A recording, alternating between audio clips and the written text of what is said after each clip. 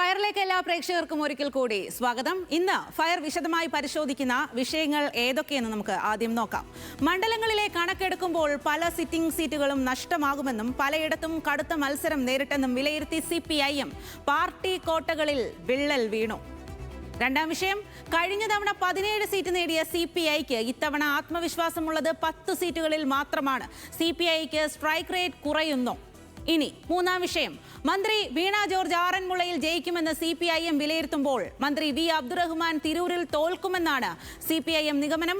അതായത് തിരൂരിലേക്ക് പോയത് മെസ്സിയെ കൊണ്ടുവന്ന പോലെയായോ എന്നുള്ളതാണ്.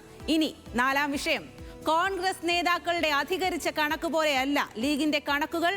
27-ൽ 20 സീറ്റുകളിലാണ് ലീഗിന്റെ വിജയ പ്രതീക്ഷ. ആവേശക്കണക്കിന് പകരം ആധികാരികത ഉറപ്പിക്കുകയാണോ ലീഗ്? ഈ വിഷയങ്ങളാണ് ഇന്ന് വിശദമായി പരിശോധിക്കുന്നത്. മലയാള മഹായുദ്ധം.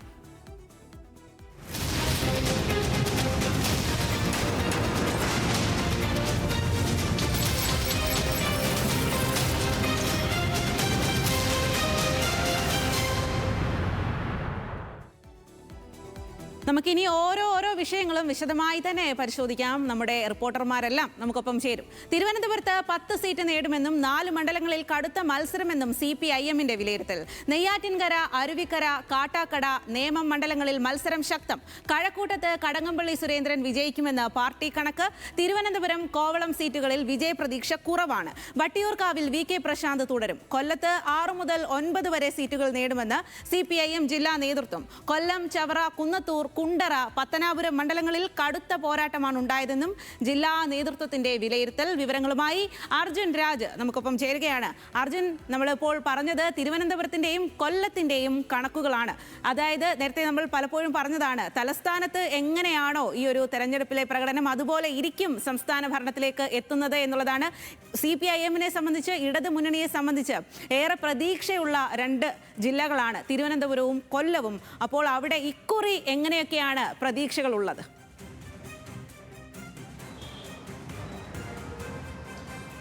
സ്വാതി, ആദ്യം തിരുവനന്തപുരത്തിന്റെ കാര്യം പറയുകയാണെങ്കിൽ കഴിഞ്ഞ വട്ടം 13 സീറ്റ് LDFന് സമ്മാനിച്ച ഇടമാണ് തിരുവനന്തപുരം. ഒറ്റ മണ്ഡലം മാത്രമാണ് CPIMനെ കൈവിട്ടത്. പക്ഷേ ഇത്തവണ ഒരു മണ്ഡലം കൂടി എന്തായാലും നഷ്ടപ്പെടുമെന്ന വിലയിരുത്തലിലേക്ക് CPIM എത്തിയിട്ടുണ്ട്. അത് പൊതു സ്വതന്ത്രനെ മത്സരിപ്പിച്ച തിരുവനന്തപുരം സെൻട്രൽ സീറ്റാണ്. അങ്ങനെ രണ്ട് മണ്ഡലങ്ങൾ നഷ്ടപ്പെടും.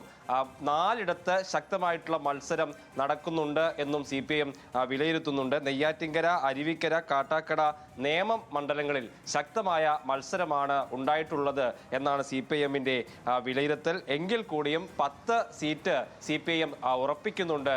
തിരുവനന്തപുരത്ത് ഏത് സാഹചര്യത്തിലും ജയിച്ചു കയറാവുന്ന 10 സീറ്റുകൾ ഉണ്ടാകും എന്ന പ്രതീക്ഷയാണ് CPIM വെച്ചു പുലർത്തുന്നത്. നേരത്തെ പറഞ്ഞ നെയ്യാറ്റിൻകര, അരുവിക്കര, കാട്ടാക്കട, നേമം സീറ്റുകൾ തോൽക്കുമെന്ന വിലയിരുത്തലിലേക്കല്ല പാർട്ടി എത്തിയിട്ടുള്ളത്. അവിടെ ഒരു പക്ഷേ തോൽക്കാം, എങ്കിലും വിജയപ്രതീക്ഷ ഒഴിവാക്കുന്നില്ല CPIM എന്നുള്ളതാണ് ശ്രദ്ധേയമായിട്ടുള്ള കാര്യം. അതേസമയത്ത് BJPയുമായി നേരിട്ട് ഏറ്റുമുട്ടൽ നടന്ന കഴക്കൂട്ടത്ത് അവിടെ കടകംപള്ളി സുരേന്ദ്രൻ തന്നെ ജയിക്കും, ഏതെങ്കിലും തരത്തിൽ തിരിച്ചടി അവിടെ ഉണ്ടാകില്ല എന്ന വിലയിരുത്തലിലേക്ക് CPIM എത്തുന്നു. വട്ടിയൂർക്കാവിലും മാറ്റമുണ്ടാകില്ല. K മുരളീധരനെ മത്സരിപ്പിച്ച് ശക്തമായ മത്സരം കോൺഗ്രസ് കാഴ്ചവെച്ചുവെങ്കിൽ കൂടിയും വട്ടിയൂർക്കാവിലും VK പ്രശാന്ത് തിരിച്ചടി ഇല്ലാതെ ജയിച്ചു കയറും എന്ന വിലയിരുത്തലിലേക്ക് CPIM എത്തിയിട്ടുണ്ട്. വാമനപുരം, വർക്കല സീറ്റുകളിലും മറ്റ് പ്രശ്നങ്ങൾ ഉണ്ടാകില്ല. അവിടെയും വിജയം ഉറപ്പാണ്. പാർട്ടിയുടെ കോട്ടയായിട്ടുള്ള മറ്റ് 2 മണ്ഡലങ്ങൾ, അതായത് പാറശാല, ആറ്റിങ്ങൽ, ഈ 2ഇടത്തും പ്രശ്നങ്ങൾ ഉണ്ടാവില്ല. അവിടെയും CPIMന് ജയിച്ചു കയറാം എന്നുള്ള പ്രതീക്ഷയാണ് ഉള്ളത്. രണ്ടാമത്തേത് തെക്കൻ ജില്ലകളിൽ CPIMന് ഇടതുപക്ഷത്തിൽ ശക്തമായ സീറ്റുകൾ നൽകിയ ഇടമാണ് കൊല്ലം.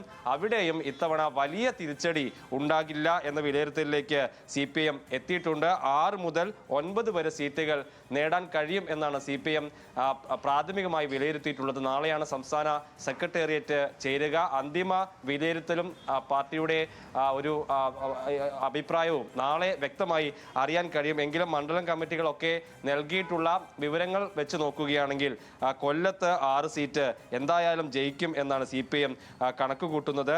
5 മണ്ഡലങ്ങളിൽ ശക്തമായിട്ടുള്ള മത്സരം ഉണ്ടായിട്ടുണ്ട് എന്ന് CPM പറയുന്നു. അതിൽ 2 സീറ്റുകൾ 3 സീറ്റുകൾ CPM-ൻ്റെതായി കൊല്ലവും പത്തനാപുരവും CPM മത്സരിച്ച സിറ്റിംഗ് MLA-മാരുള്ള ഇടമാണ്. ആ 2 ഇടത്തും ശക്തമായിട്ടുള്ള മത്സരമുണ്ട്. ഇടതുപക്ഷത്തിന്റെ സിറ്റിംഗ് മണ്ഡലമായ ചവറയിൽ ശക്തമായ മത്സരം നടന്നുവെന്ന് വിലയിരുത്തുന്നു. കുന്നത്തൂരും LDF-ന്റെ സിറ്റിംഗ് സീറ്റാണ്. അവിടെ കോവൂർ കുഞ്ഞുമോനെതിരെ കഴിഞ്ഞ വട്ടം മത്സരിച്ച ഉല്ലാസ് കോവൂർ തന്നെയാണ് ഇത്തവണയും സ്ഥാനാർത്ഥി. അവിടെയും ശക്തമായിട്ടുള്ള മത്സരം ഉണ്ടായിട്ടുണ്ട് എന്ന് പറയുന്നു. അതേസമയത്ത് KN ബാലഗോപാലിനെതിരെ മുൻപ് MLA ആയിരുന്ന CPM നേതാവായിരുന്ന ഐഷ പോറ്റി മത്സരിച്ച കൊട്ടാരക്കര എളുപ്പത്തിൽ ജയിച്ചു കയറാം എന്ന വിലയിരുത്തലാണ് CPM ഉള്ളത്. അതേസമയത്ത് കഴിഞ്ഞ വട്ടം CPM-നെ കൈവിട്ട കുണ്ടറ സീറ്റ്, അത് ശക്തമായിട്ടുള്ള മത്സരം അവിടെ നടക്കുന്നുണ്ട്. വിജയപ്രതീക്ഷ അത്രത്തോളം ഇല്ല എന്ന വിലയിരുത്തലിലേക്ക് CPM എത്തുന്നു. എങ്കിൽ കൂടിയും 6 മുതൽ 9 വരെ സീറ്റ്